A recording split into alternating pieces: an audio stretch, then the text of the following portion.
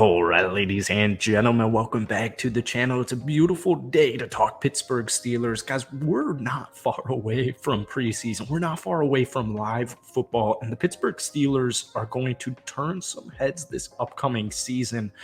Honestly, though, they should have turned some heads at the end of last year. This is a team that started not very good. They started the wrong quarterback. It was clear as day in preseason. If you were a Steeler fan, if you were an NFL fan, if you were not even a fan of anything, you could tell in preseason that Kenny Pickett was better than Mitch Trubisky. But nonetheless, they still roll out with Mitch to start off the season.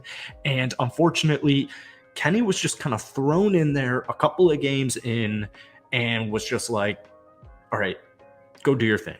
And it started shaky, right? There were interceptions, there were turnovers, there weren't wins. It just wasn't great. The Steelers team started just 2-6. But Mike Tomlin, Kenny Pickett, second half of the season, they finished the regular season with 4 straight victories. They have another year over 500 and finish 9-8. Well, I want to say this really quickly. If Kenny Pickett had started the season for the Pittsburgh Steelers last year, they would have made the playoffs 100%. If TJ Watt had played, or if just was healthy, if didn't get injured, this is honestly probably a 11 or 12 win team. And that sounds crazy to the unexperienced ear. So this is going to sound even crazier. The Pittsburgh Steelers this upcoming year are going to win 11 or 12 football games, and we're going to break it down in today's video. So before we do, if you guys enjoy it, be sure to hit the like button, hit that sub button for daily NFL content. I post a ton of Steelers videos all the time, so Steelers fans, if we could try and get this video to 350 likes, that would mean the world to me. I love Steelers fans so much. You guys are so knowledgeable. You're so respectful. You can just tell that you love this team. And I love the great city of Pittsburgh. It's one of my favorite cities that I've ever been to. So I'm extremely excited for the Steelers this upcoming season. Now, I understand it's second year Kenny Pickett. Your offensive coordinator is still Matt Canada, which, by the way, this is a boomer bust season for offensive coordinator Matt Canada. It really is. Jobs on the line here. You have so many threats on the offensive side. You have a year 2 Kenny Pickett. You have a great defense. You have everything you need. A great head coach. It just is going to come down to the offense. And if Matt Canada and the Steelers offense struggles next season, he's on his way out. But nonetheless, there's something that the Steelers have been they didn't have it last year. They've been struggling with it for a couple of years, and it's just yards after catch. All right.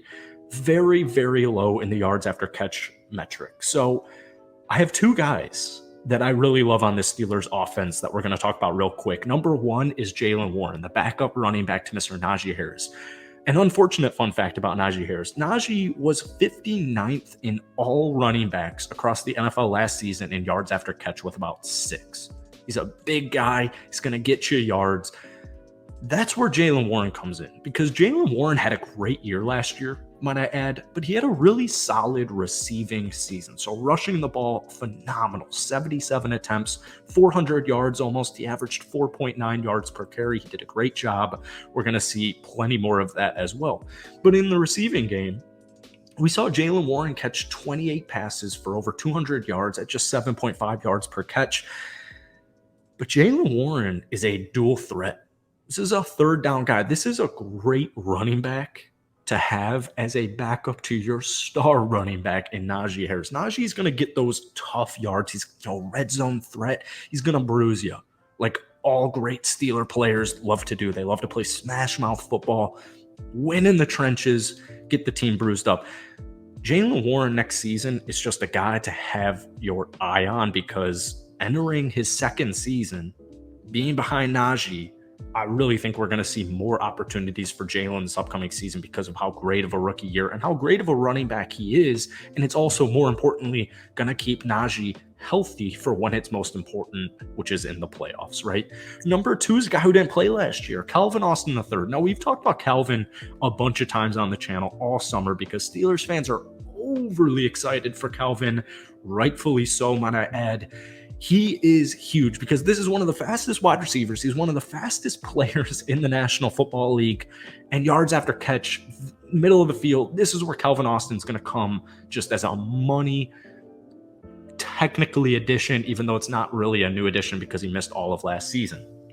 Calvin's going to be probably your fourth wide receiver. Now, keep in mind, you never have a fully healthy wide receiver room. So Deontay Johnson, plenty of he had a solid last season, right? He had a solid year last year. However, we know that he could have had a much better season. We're gonna see an improvement with Kenny Pickett, along with an improved offensive line that we saw, specifically guys like Isaac Seumalo, Broderick Jones, new addition. Loving the new revamped offensive line. George Pickens, solid rookie season. Is going to have a great sophomore campaign. And then new addition, Allen Robinson III, who is still in his 20s. I don't think he's going to have 1,000 yards receiving because you got some studs at wide receiver, you got some studs at running back, you got some studs at tight end. Allen Robinson as your wide receiver 3, really good. So Calvin Austin III, when we take a look at his last year at Memphis, he caught 74 balls for almost 1,200 total yards. He averaged over 15.5 yards per catch. He had 8 total touchdowns.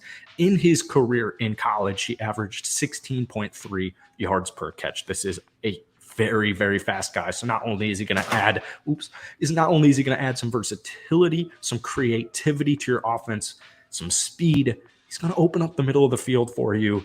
And another interesting statistic is last season, the Steelers in general, mainly Kenny Pickett, 3rd in big time throw percentage. So Calvin Austin's going to be great at creating separation, specifically in the middle of the field, so Kenny doesn't have to drop perfect dimes and hope the receiver catches it, right? Like I said, Pickens, to me, is going to take the next step. You also have a new physical beast, Darnell Washington. You still have Pat Freiermuth. So you have a really nice 1-2 punch duo at running back, but also at tight end. Darnell Washington physically is a complete and utter specimen. This guy is just a freak athlete.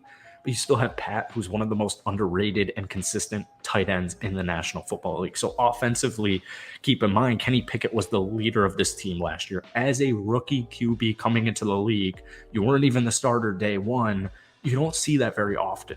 The eye test proves right with Kenny Pickett. Like I said, if Kenny started the season for him, it's not like he had this crazy MVP rookie season, but I guarantee you this team would have won 10 games. I guarantee you they would have made the playoffs. A lot of improvements on the defensive side. Unfortunately, we're running out of time today, so we'll talk about defense in our next Steelers video, but man, that defense is top 10. And now you have a healthy TJ Watt. It's crazy. And you had a great draft on both sides of the ball. I'm very excited about Joey Porter Jr. Basically was built to be a Steelers player, I feel like. And then offensive tackle from Georgia, Broderick Jones, like I said, the revamped offensive line. So like, the Steelers are looking really good. And offensively, in the second half of the season, they weren't that bad last year. I really think the offensive line is going to go a huge way. We saw them focus on it in the draft, but early on in free agency, they got some big names to help fill out the gaps on the offensive line. So all together, man, I'm looking at the Steelers and I'm like, I don't know. I know the Bengals are really good. I think this team is better. I trust them more than Baltimore. I think they're healthier and more reliable than Baltimore. I wouldn't be surprised if they won the division. I know that sounds like a stretch. The AFC North is completely loaded. There's dark horse teams like the Browns still. I'm telling you, man, this Steelers team is ready to go. All right, that's it for today. If you guys enjoyed it, be sure to hit that like button, hit that sub button for daily NFL content. If you guys want more Steelers videos, let me know down below. I'm going to still do it regardless, but would love to hear from you guys. Give me a win total for this Steelers team down below. Voice out some opinions, some thoughts on that offense, and I'll see you guys